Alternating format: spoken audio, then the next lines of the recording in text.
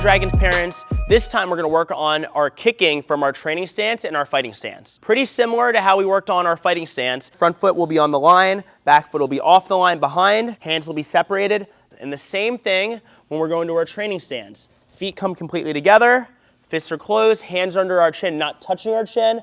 Everything stays the same. The biggest tip that you want to give your kids is when you're doing their kicks is making sure that nothing from the waist up has any movement as we kick. So if I were to do a kick, a front kick going forward, my hands wouldn't go out crazy like that. They would stay in the same position.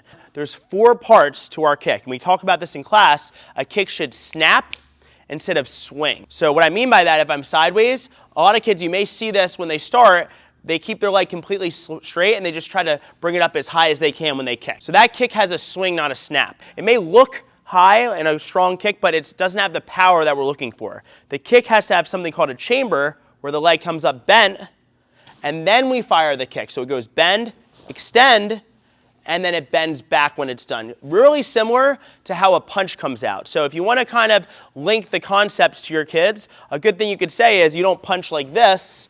You have a bend and you have a straighten and a bend at the end of your punch. It's really similar to a kick. So biggest thing you can do is number 1, hands come under our chin with the defense position, and we just work on bending and snapping our kick, pop, and landing back on our spot. Now the next thing is if you guys are moving into a training stance, it's going to be a little bit different. If we're in a training stance, what happens is we go to our fighting stance, and when we do a front kick, I know it might sound a little weird, so the front kick actually happens with our back leg.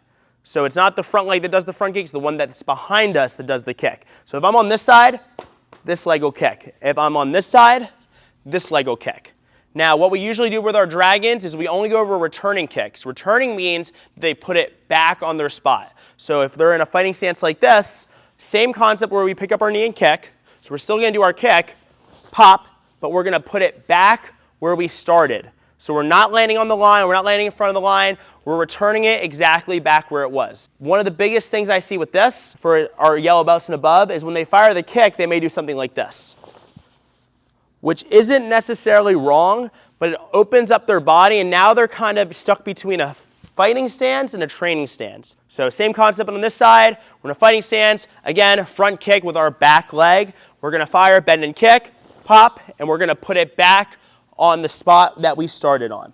All right, so those are some quick tips on our front kick from our training stance and from our fighting stance.